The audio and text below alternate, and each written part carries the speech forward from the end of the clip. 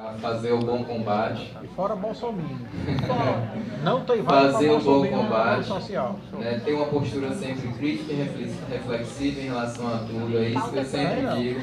E tem uma coisa que eu vivo, uma das coisas que eu tenho falado no papel do conselheiro, além das questões legais, das questões de responsabilização que estão previstas na legislação, nós precisamos ter a noção que nós somos co-gestores desse sistema e, consequentemente, corresponsáveis por ele.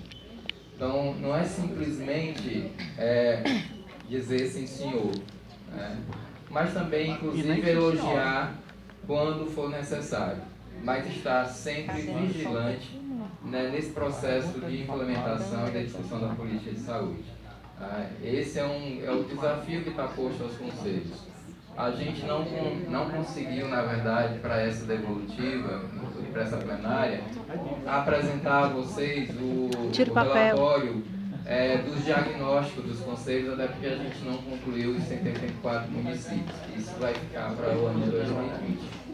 Mas que tem sido muito preocupante o que a gente tem encontrado na situação em termos de organização e funcionamento dos conselhos municipais. Isso vai do conselho de cidade de maior porte aos conselhos de cidade pequena. Tem conselho de cidade pequena muito melhor do que em cidades maiores. E por outro lado, tem outros muito ruins. Me dê só uma parte. Eu pedi só uma parte. Não, um minuto de parte. Gente, é porque eu esqueci de dizer qual era a outra discussão da época. E que está se configurando hoje com muita força. Que é a questão da desestruturação da PNAB. Essa reorganização da PNAB. Então, na época, a gente já discutia isso e dizia que era necessário a gente sentar e dialogar. Nós estamos, provavelmente nós vamos ter uma pauta aqui no Ceará, não vamos, Pedro?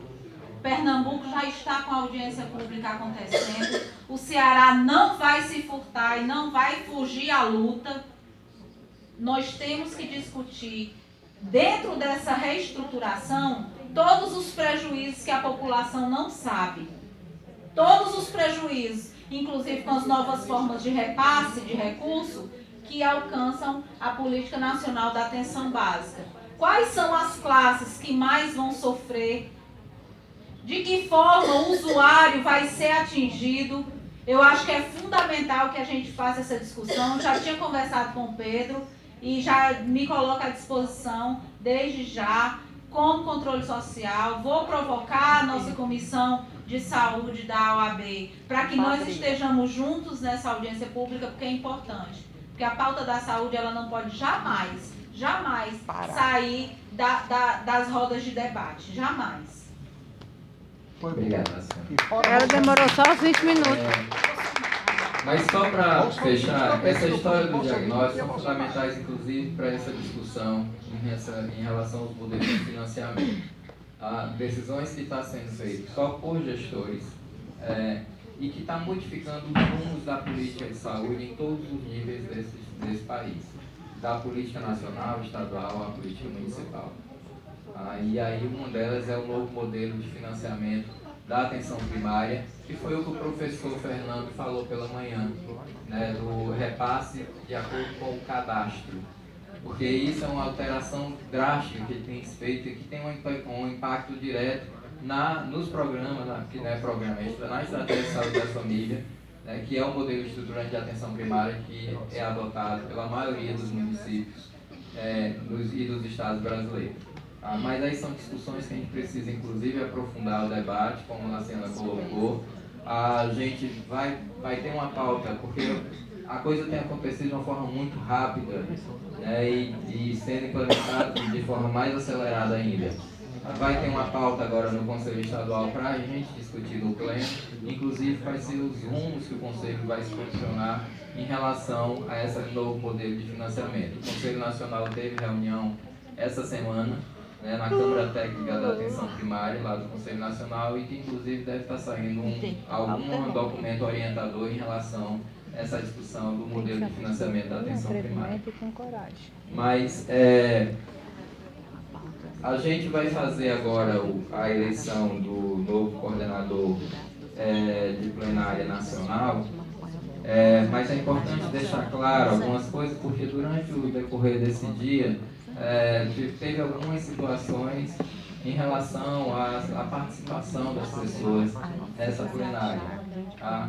Foi votado e discutido pelo pleno do Conselho Estadual, foi feita uma resolução criando um regimento para essa plenária, como forma de deixar claro, esse regimento foi disponibilizado para todo mundo, todos os conselheiros estaduais tinham ciência do regimento, discutiram o regimento, enfim, que orientava esse processo, principalmente nós estávamos preocupados com o processo de eleição do coordenador, para deixar claro como é que seria, para não ter, inclusive, questionamentos.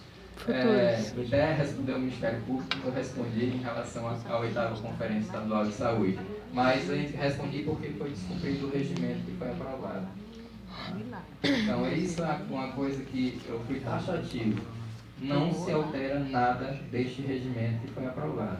Então, por isso que eu peço desculpa a alguns que a gente não aceitou que as pessoas... Foi criado um link de inscrição, foi tudo dar uma orientação aos conselhos municipais. Infelizmente, nem todos os conselhos municipais tiveram representação aqui. A gente não poderia também abrir, porque aí não teria condições da gente realizar a plenária se eu tivesse realmente uma coisa mais abrangente. Seria outra conferência estadual de saúde, seria inviável, por questão de custos e de logística.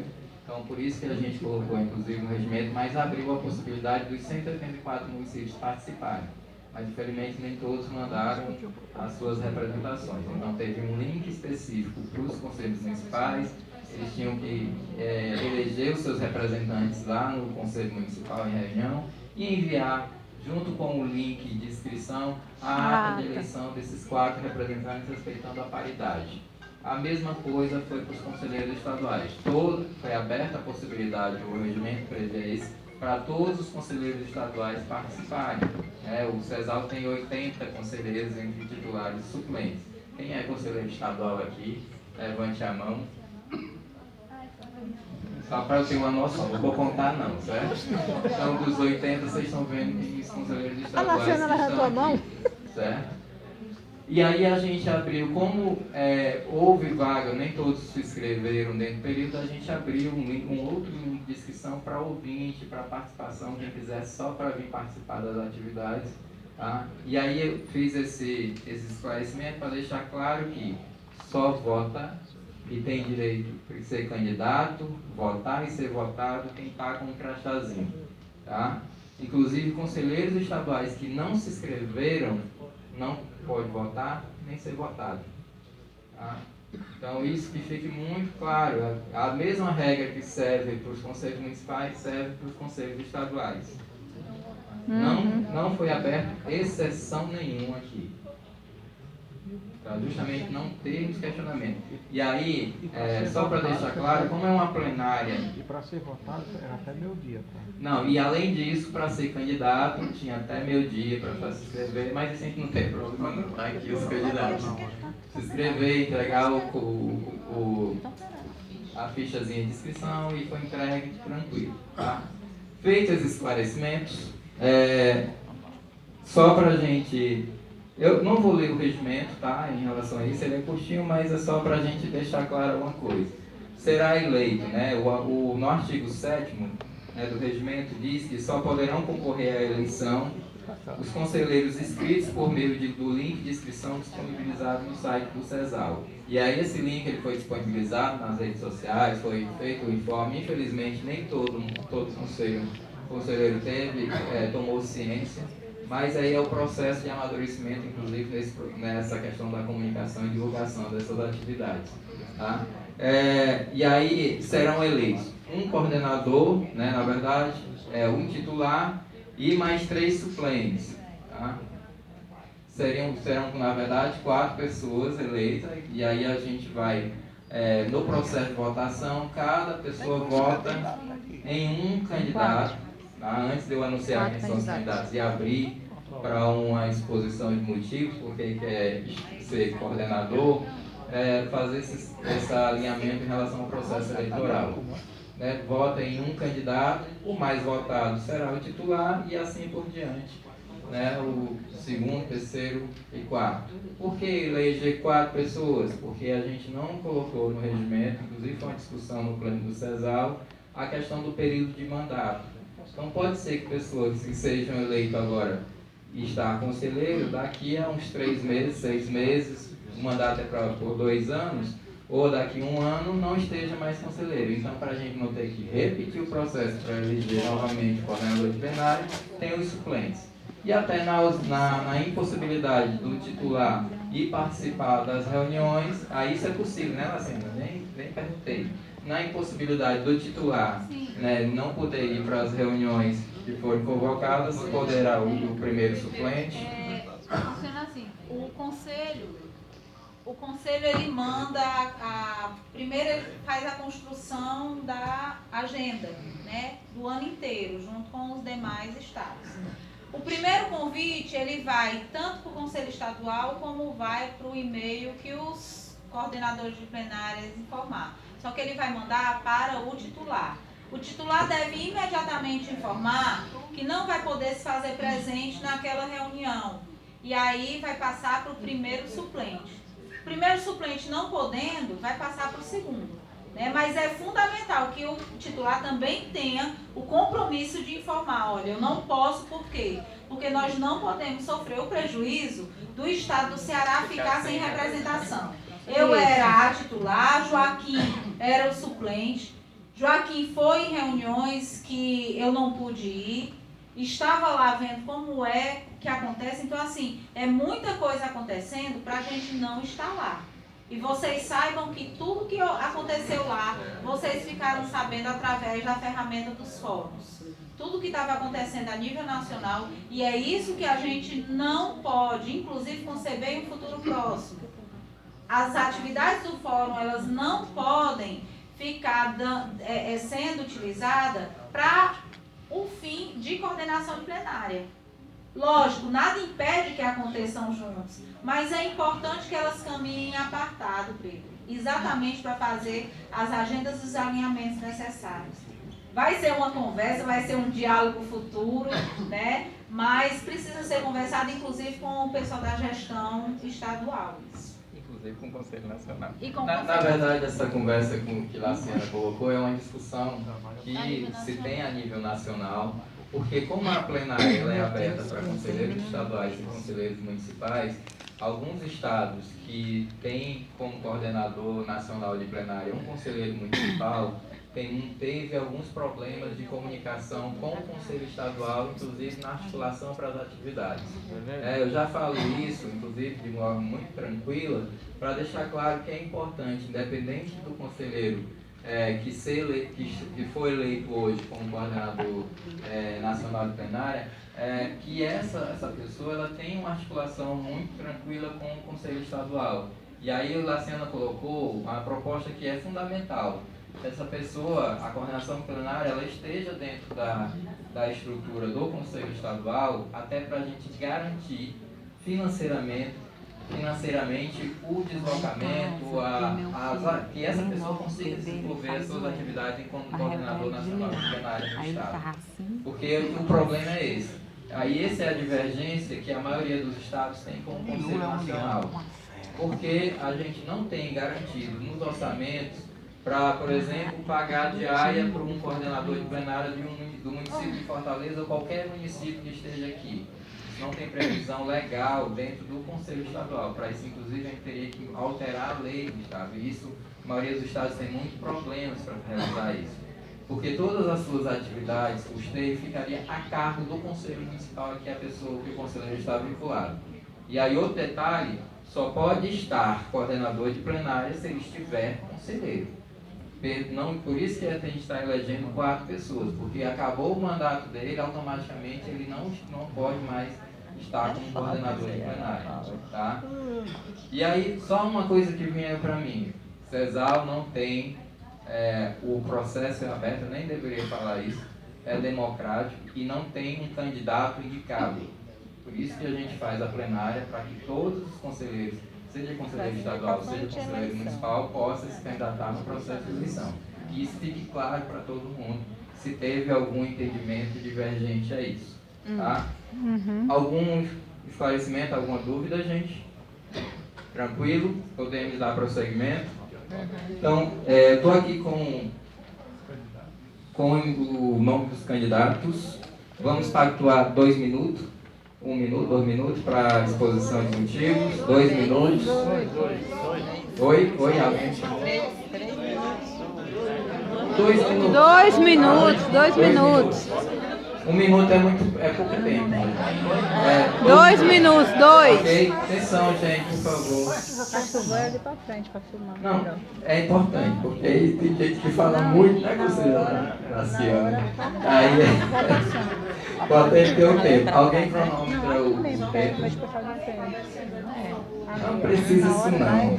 Aí eu vou pedir, enquanto baixa aqui o painel, eu já vou pedir que as pessoas que se candidataram, foram 4 pessoas, venham aqui para frente, tá? Pardon, mas você pode subir, ó. Só que vai ficar escondidinho aqui.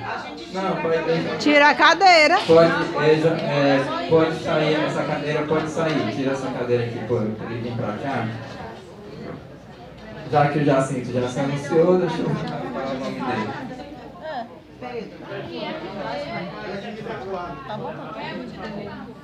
Júnior, ali no meio, ó. Francisco Jacinto Araújo da Silva, do município de Maracanaú, do segmento usuário.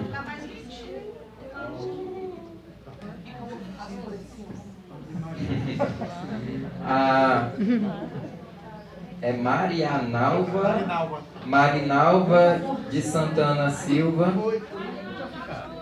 Foi-se embora? Já foi. Como é que ela candidata e foi embora? Não sei. É porque ela é de Maranguape, tinha um carro. José Araújo Júnior, do município de Icó, profissional de saúde. Já fica aí, Júnior. E a Maria Irene Filha de Souza, do município de Calcaia, do segmento usuário. Faltou um. São 4, tem 3, faltou um. Na verdade, como a gente propôs eleger 4 pessoas, algum candidato não pode mais se inscrever, certo? Vou começar pela ordem de chamada. O Jacinto, 2 minutos. A outra candidata foi embora. Eram 4, mas uma foi embora. Eram 4 candidatos, né? Um foi embora, se formaram 3, então eram 4 vagas, tem 3 vagas. Então, de qualquer maneira, todos os 3 já estão aqui. Só vamos decidir a ordem de titularidade. Isso. Então, assim, gente, eu já tenho experiência de estar no Conselho Nacional, mas a pessoa com deficiência. E ainda não estive no Conselho de Saúde a nível nacional. Uma plenária importante, uma plenária, como a Laciana disse, que a gente tem que entrar com 2 pés. No meu caso, eu entro com as 2 rodas, cadeira de rodas, ou 4, como queira. Eu vou só parafraseando para todos. Mas aí... Não atrapalha